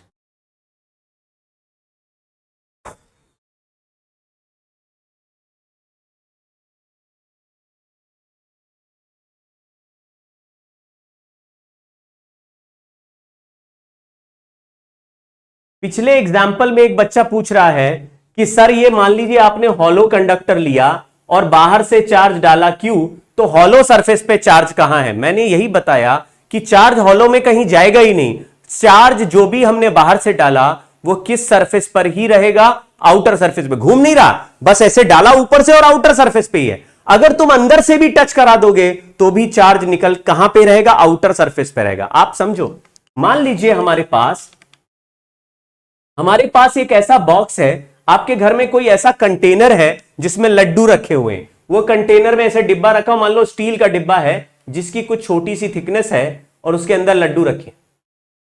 इस कंटेनर में बाहर से एक चार्ज क्यू डाल दिया तो कंटेनर बंद कर रखा है, तो ये हॉलो कंटेनर हो गया और इस हॉलो कंटेनर में चार्ज हमेशा आउटर सरफेस पे आ जाएगा, बस ऐसे।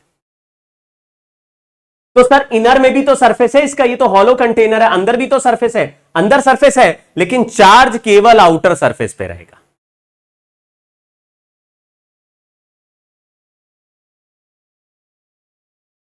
तो सॉलिड्स कंटेनर, सॉलिड वो होता कंडक्टर, तो सॉलिड कंडक्टर में तो कोई दो सरफेस होते नहीं, उसमें तो एक आउटर सरफेस होता, वहीं फैलेगा।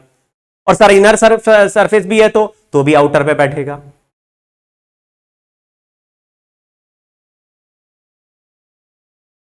अब देखो, अब जो सवाल आप लोग पूछ रहे हो ये सब आगे के सवाल हैं, ये सब बाद में डिस्कस होंगे। सर अर्थिंग कर दे तो, सर हॉलो कंडक्टर के अंदर चार्ज रख दे तो, ये मैं बता देता हूं। लेकिन अब जो आपके अंदर जो सवाल उठ रहे हैं वो बस सवाल पूछना है इसलिए पूछ रहे हो, सोच नहीं रहे। Charge is kept inside hollow conductor. ध्यान से देखो, एक ऐसा हॉलो कंडक्टर मैंने बनाया जिसके अंदर कैविटी में चार्ज रखा, ये कंडक्टर है, ये कैविटी है, ये कंडक्टर है। तो कंडक्टर चारों तरफ से बंद है, याद रखिएगा। ये कैविटी बाहर से दिखाई नहीं देती, तभी तो कैविटी बोलते हैं। कैविटी बाहर से नहीं दिख रही है, ये क्रॉस सेक्शन ऐसे देख रहे तो दिख रही है। समझो कि ये कंडक्टर के डिब्बे में से अंदर से, जैसे एक आइसक्रीम का डिब्बा लिया, उसको बीच से काट दिया और दो दो आइसक्रीम के क्यूब बन गए। उसमें इधर से एक आइसक्रीम का स्कूप और इधर से एक आइसक्रीम का स्कूप निकाल लिया और फिर उन दोनों आइसक्रीम क्यूब को जोड़ दिया। तो जोड़ देंगे तो अंदर एक हॉलो कैविटी दिख जाएगी जो बाहर से दिखाई नहीं देगी।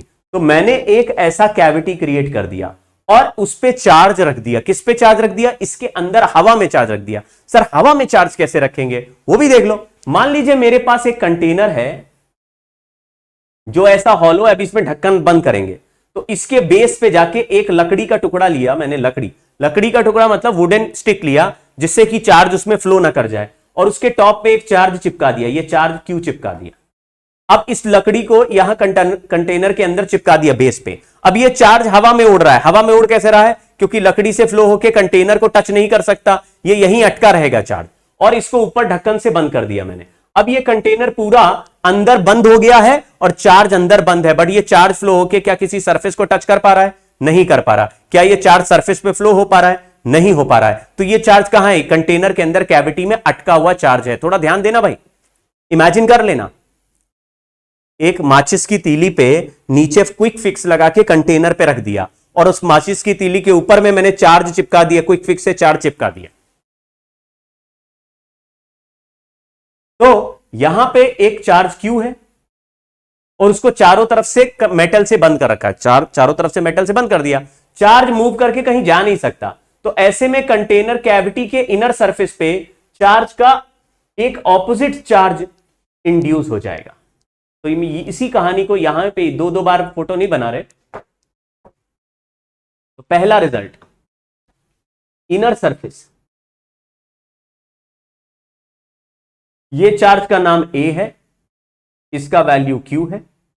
ये सरफेस पे चार्ज जो है उसका नाम बी है और आउटर सरफेस का नाम सी है। तो मैंने बोला if charge q is kept at a मतलब cavity, then total induced charge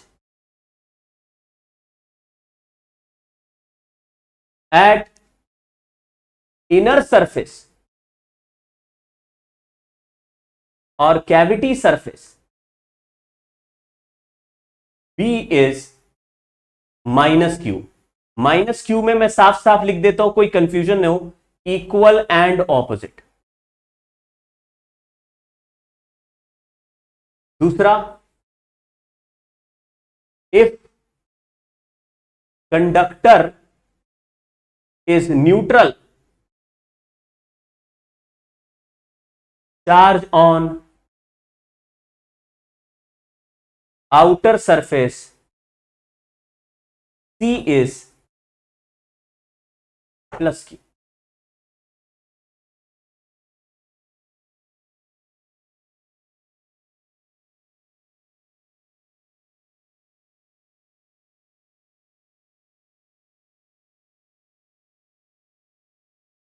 लिखते चलो बच्चों, आज थोड़ा थियोरेटिकल है लेकिन ये बात क्लियर हो जाए तो अच्छी है।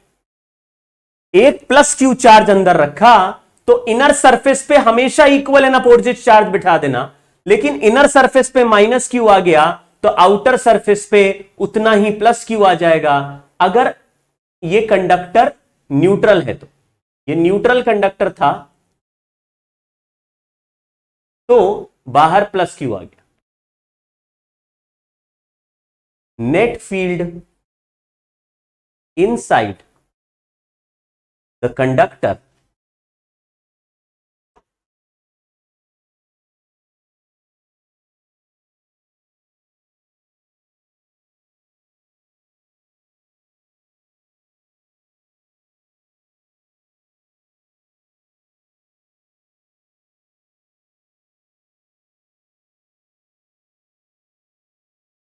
एक बहुत ही अच्छा पॉइंट मैंने यहां लिखा है, तीसरा क्या लिखा है, net field inside the cavity is E A plus EB. अब बच्चों बताओ ए और बी किसको मैंने लिया, कैविटी के अंदर जो चार्ज रखा है उसको ए लिया है, और कैविटी के इनर सरफेस पे जो चार्ज इंड्यूस होकर अपियर हुआ है वो बी है।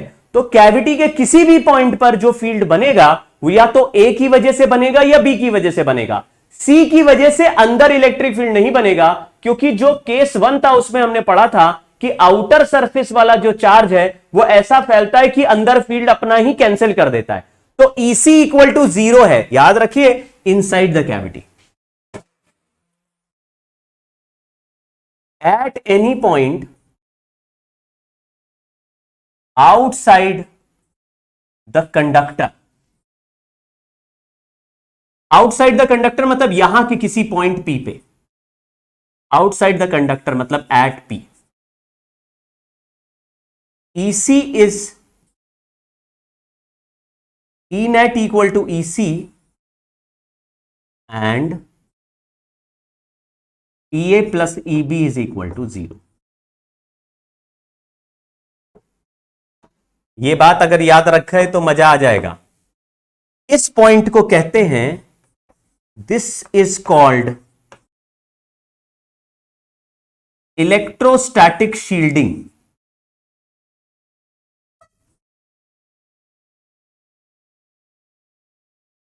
आप समझो, कैविटी के अंदर दो चार्ज हैं, एक चार्ज मैंने रखा और एक कैविटी के इनर सरफेस पे आया इंडक्शन की वजह से, मतलब इस चार्ज के अट्रैक्शन की वजह से कैविटी के इनर सरफेस पे ठीक अपोजिट चार्ज आ जाएगा। तो ये टोटल चार्ज, ये क्यू है, ये माइनस क्यू है, इन दोनों का फील्ड अंदर तो बनेगा लेकिन इस कंडक्टर के बाहर की दुनिया में नहीं बनेगा, बाहर 0 बनाएंगे।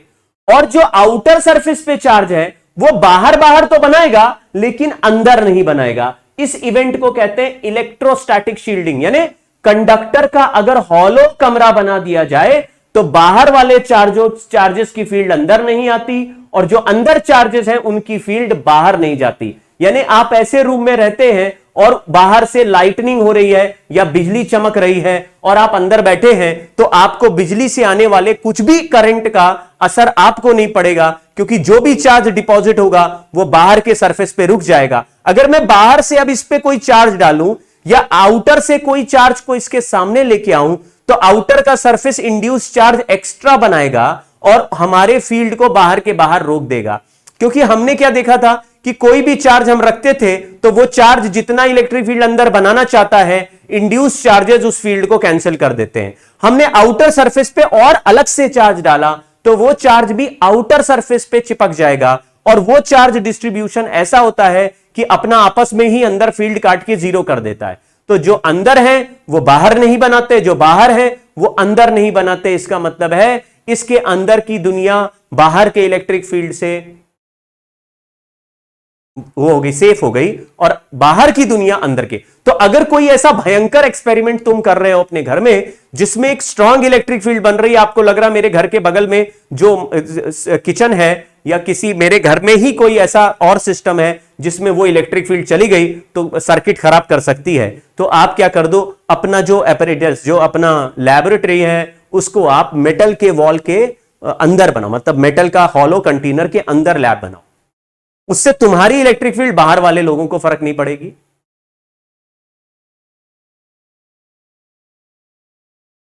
और बाहर वाले लोगों को अंदर से फर्क नहीं पड़ेगा।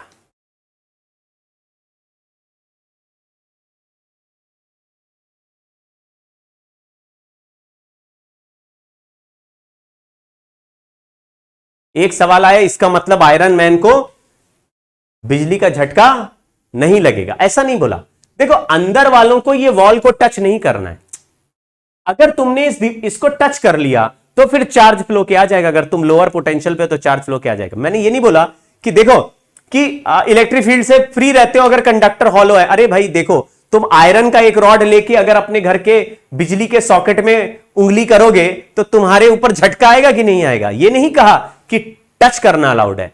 जो अंदर है वो बाहर इस कंटेनर के सरफेस को टच नहीं कर रहे। अगर ये चार्ज को टच करा दे तो फिर चार्ज गायब हो जाएगा।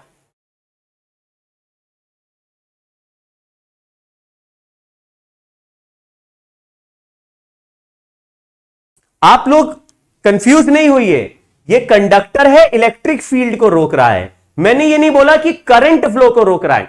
ये नहीं कहना कि अगर यहां से हम चार्ज की सप्लाई करें और यहां हाथ लगा के उसको छूने की कोशिश करें तो मेरे तक करंट नहीं आएगा, अरे भयंकर झटका लगेगा। लेकिन अगर आप अंदर हवा में उड़ रहे हैं और इस कंटेनर की वॉल को टच नहीं कर रहे हैं तो बिजली का झटका नहीं लगेगा, जो भी चार्ज डिपॉजिट होगा वो बाहर ही रुक जाएगा।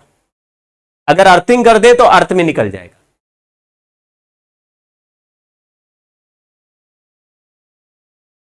अनुपम दास पूछ रहे हैं सर आप अपने नोट्स कहां भेजते हैं? ये कैसा सवाल है? आपको नोट्स हमारा वो जो ऐप होता है उसमें मिल जाते हैं और साथ ही साथ कभी कभी मैं टेलीग्राम में भी भेज देता हूं, इसमें क्या गड़बड़ है? ठीक। अब electric field line due to various charge distribution है।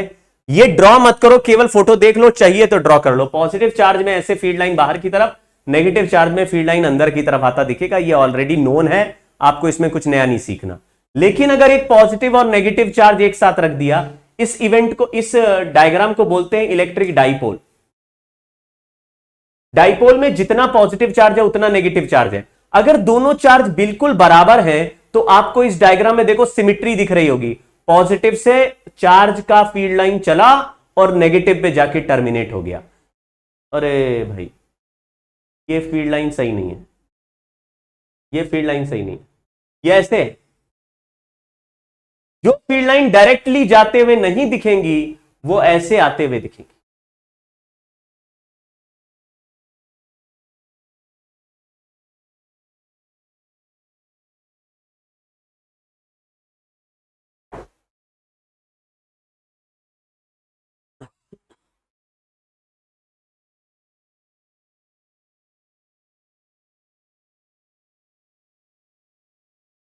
यस, एब्सर्डली ऐसे पीछे नहीं मुड़े, कोई केकड़ा नहीं बन रहा है। सारी फील्ड लाइन पॉजिटिव से नेगेटिव की तरफ ही बेंड रहेगी, पॉजिटिव से नेगेटिव, पॉजिटिव से।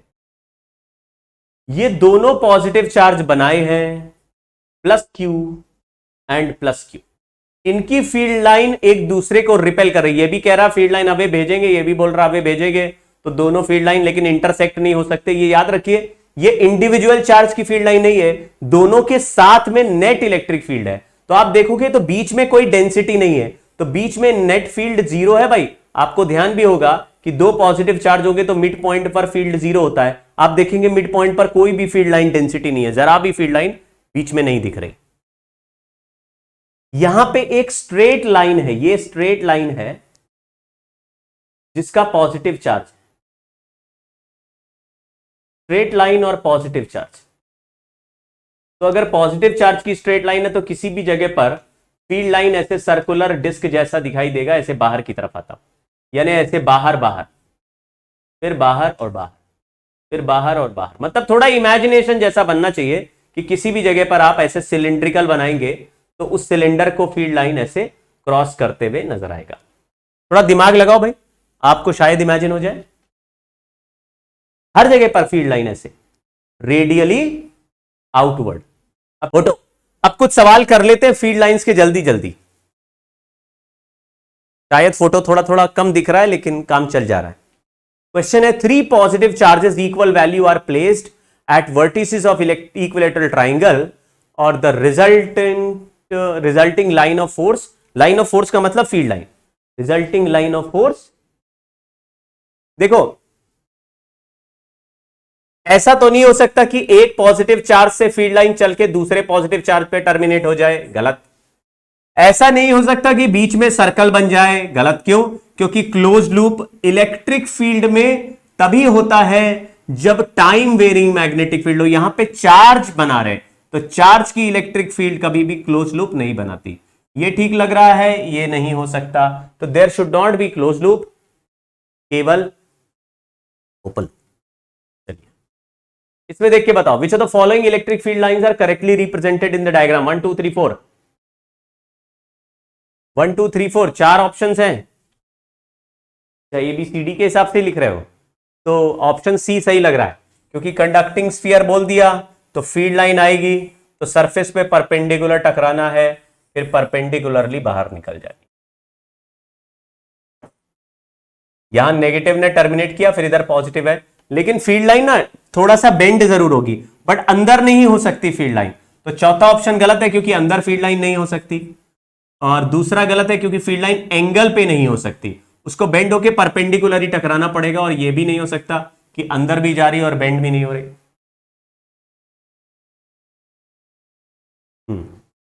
A charged particle is free to move in an electric field. Will it always move along electric line of force? Yes or no answer बोलना है। Sphere के ऊपर कंडक्टिंग स्फीयर लिखा है।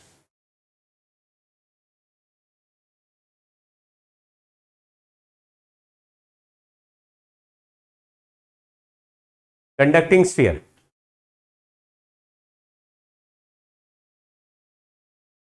चलिए, a charged particle is free to move in an electric field. Will it always move along electric line of force? No. Move along electric line, ना ना ना ना, force is along electric line of force। हाँ, अगर बोला will it experience force along line of force, बिल्कुल। Force तो field line के या तो पैरेलल होगा या एंटी पैरेलल होगा, लेकिन चलेगा नहीं। तो सर फोर्स, अगर किसी पार्टिकल पे फोर्स नीचे लगता है तो नीचे ही तो चलता है, पागल हो क्या तुम? प्रोजेक्टाइल में पार्टिकल को फेंक देते तो नीचे थोड़ी चलता था, फोर्स तो mg लग रहा है और चलता प्रोजेक्टाइल में। हाँ, आपको लेकिन अभी लॉजिक भी तो बताना है। मुझे ये पता चल रहा है कि यहां पे ज्यादा फील्ड लाइन है, यहां कम है। देखो यहां पे 6 इधर है और 6 इधर है, 12 है, और यहां पे 6 + 2 8 है। ऐसा लग रहा है कि ये ज्यादा फील्ड लाइन जनरेट कर रहा है और ये कम फील्ड लाइन टर्मिनेट कर रहा है। मैंने ये भी बोला था कि जहां पे ज्यादा फील्ड लाइन होती है वहां पे चार्ज का वैल्यू स्ट्रॉन्गर होना चाहिए, और जहां पे कम फील्ड लाइन तो हम ये बोल सकते हैं Q1 का value is greater than Q2 का वैल्यू। मॉड इसलिए लगा दिया क्योंकि चार्ज पॉजिटिव नेगेटिव है, हम उनमें कंफ्यूज नहीं होना चाहते। दूसरा लिखा, तो ये तो ए ऑप्शन सही हो गया, तो बी गलत हो गया। फिर लिखा at finite distance to the left of Q1 the electric field is 0, at finite distance to the right of Q2 electric field is 0। अब आप सोचिए जरा, अगर मेरे पास एक याद करो आपको, मान लीजिए यहां पे -Q है, यहां पे +2Q है, तो आपको याद होगा एक बार हम कर रहे थे तो सवाल ऐसे बन रहा था कि अगर मैं इसके लेफ्ट में देखूं तो फील्ड 0 होगा। कि आपने बोला ये तो चार्ज बड़ा है और डिस्टेंस कम है, इसका फील्ड हमेशा स्ट्रॉन्गर बनेगा। 2Q का फील्ड हमेशा -Q के फील्ड से स्ट्रॉन्ग बनेगा, तो फील्ड कभी भी 0 नहीं हो सकता। लेकिन अगर यहां पे जाओगे तो आपको नेगेटिव चार्ज, ये जो -Q दिख रहा है, इसका डिस्टेंस कम है और पॉजिटिव चार्ज का डिस्टेंस ज्यादा है। ऐसे में एक ऐसा x डिस्टेंस हमने निकाला था, मान लो ये दोनों के बीच में डिस्टेंस d है, तो d/√2 - 1 पे इलेक्ट्रिक फील्ड 0 आ गया था। तो मुझे पता चल गया कि राइट साइड में चलेंगे तो d/√2 - 1 पे इलेक्ट्रिक फील्ड 0 आया था, छोटे चार्ज से नजदीक, बड़े चार्ज से दूर। तो ये वाला ऑप्शन सही लग रहा है, ये हमने एक बार क्लास में करा भी है। इलेक्ट्रिक फ्लक्स एक ऐसा कॉन्सेप्ट है जिसमें फील्ड लाइन से इमेजिन कर रहे हैं। देखो इलेक्ट्रिक फ्लक्स वैसे होता क्या है, अगर हम इलेक्ट्रिक फील्ड को किसी भी क्रॉस सेक्शन एरिया से डॉट प्रोडक्ट कर दें तो जो क्वांटिटी बनेगी उसको इलेक्ट्रिक फ्लक्स कहते हैं। हालांकि ये सुन के ज्यादा कुछ इमेजिन होता नहीं है, फिर से सुनो। अगर किसी इलेक्ट्रिक फील्ड को एरिया ए के साथ डॉट प्रोडक्ट कर दे तो जो क्वांटिटी बनती है उस फिजिकल क्वांटिटी को इलेक्ट्रिक फ्लक्स कहते हैं। इससे कुछ समझ में नहीं आता। जैसे अगर कोई कहे इलेक्ट्रिक फील्ड को एरिया के साथ डॉट प्रोडक्ट करो तो क्वांटिटी बनी, इलेक्ट्रिक फ्लक्स हो गई बच्चों, तो इससे कुछ पता नहीं चला, ठीक है। लेकिन अगर आपको ऐसे इमेजिन कराऊं कि देखो जैसे हमारे पास एक पॉजिटिव चार्ज है, तो क्या उससे निकलती हुई इलेक्ट्रिक फील्ड लाइंस दिख रही हैं? आपने कहा हां जी बिल्कुल दिख रही हैं, ये इलेक्ट्रिक फील्ड लाइंस तो हम देख पा रहे हैं। मैंने बोला अगर इसके सामने कहीं एक सरफेस एरिया बना दे तो क्या इनमें से कुछ फील्ड लाइन उस सरफेस को क्रॉस करते हुए दिखेंगी? आप कहेंगे हां जी साहब, इसमें से कुछ फील्ड लाइन दिखेंगी। क्या सारी की सारी इस सरफेस को क्रॉस करेंगी? नहीं। तो जो लाइंस इस सरफेस को क्रॉस करेंगी उन्हीं लाइंस को हम इलेक्ट्रिक फ्लक्स की तरह इमेजिन करेंगे। तो अगर मैंने बोला कि इस समय फ्लक्स का वैल्यू क्या है, तो आप कहना फ्लक्स का वैल्यू नहीं बता सकते। हां, लाइन का वैल्यू 3 लाइंस दिख रही हैं जो अंदर जा रही, एक बिल्कुल ऐसे जस्ट बाहर से क्रॉस हो गई है। अगर मैं और भी बना सकता हूं क्योंकि लाइन का नंबर में कोई, तो मान लीजिए कुछ 5 लाइंस इसके अंदर से पास हो रही हैं, कुछ बाहर से जा रही। तो इस सरफेस का flux is proportional to these 5 lines. अगर मैं इस सरफेस को, इसी सरफेस को यहां पे लाके ड्रॉ कर दूं और अब मैं पूछूं अगर इस सरफेस को नजदीक ले आके यहां पे रख दूं तो क्या अभी भी इसका फ्लक्स और यहां का फ्लक्स सेम है? बोलो। यहां पे पोजीशन नंबर 1 है और पोजीशन नंबर 2 है। पोजीशन नंबर 2 पे फ्लक्स 2 है, पोजीशन नंबर पे फ्लक्स 1 है। तो बताइए पोजीशन 2 का फ्लक्स इसी सरफेस से पास होने वाला क्या पोजीशन 1 के फ्लक्स के बराबर है?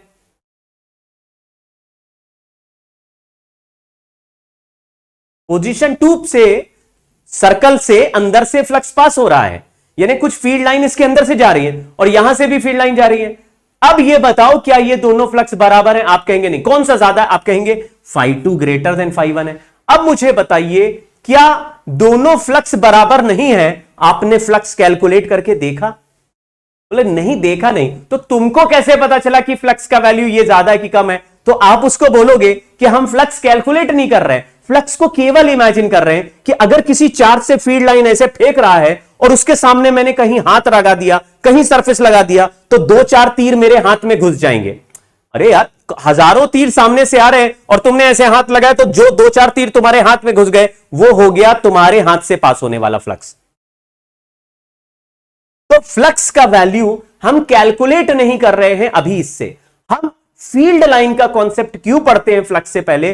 क्योंकि एक चार्ज से निकलने वाली फील्ड लाइंस को इमेजिन करना आसान है और उस इमेजिनेशन में किसी भी सरफेस से जितनी फील्ड लाइंस पास करेगी उसी फील्ड लाइन के नंबर को हम फ्लक्स की तरह इमेजिन। याद रखिए, फील्ड लाइन का वैल्यू फ्लक्स का वैल्यू नहीं है।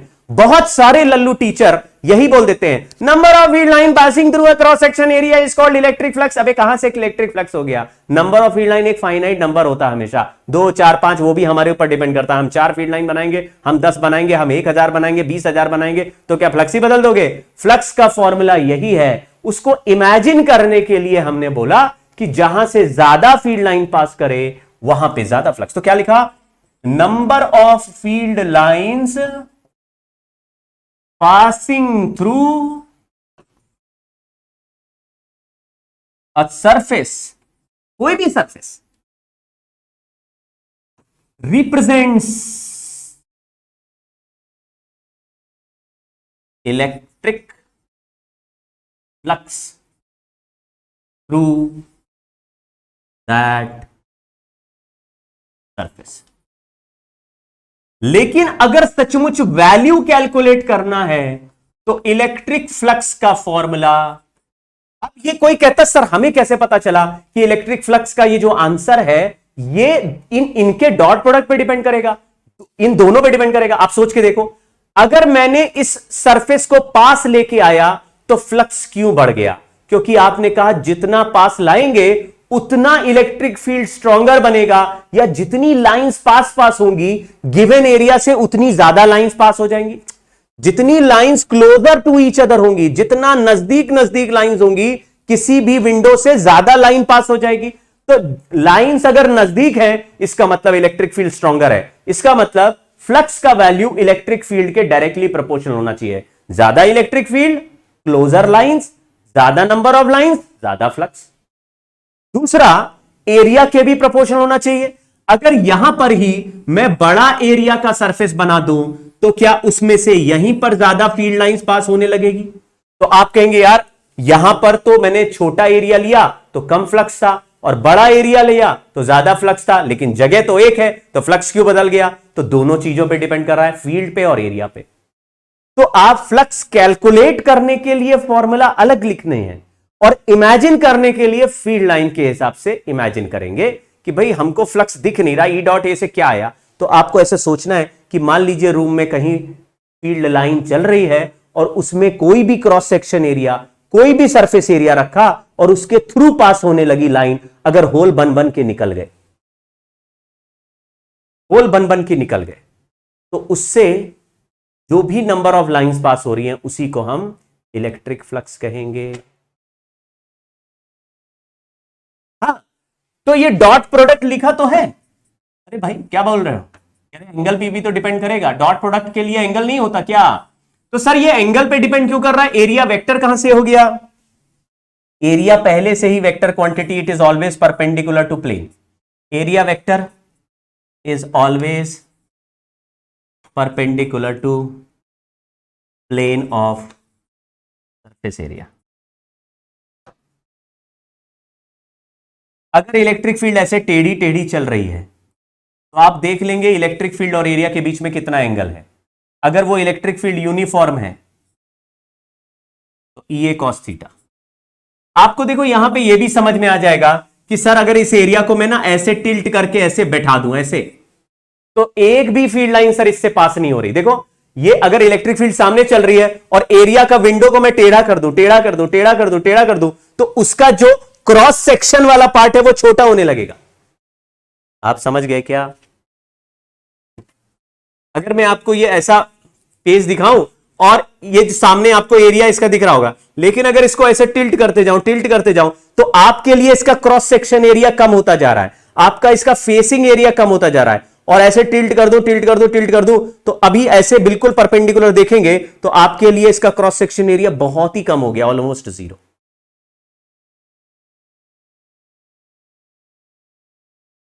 ठीक है, समय समाप्ति की घोषणा। कल के क्लास में गॉस लॉ पढ़ेंगे, इलेक्ट्रिक फ्लक्स का थोड़ा सा और पढ़ेंगे, फिर गॉस लॉ।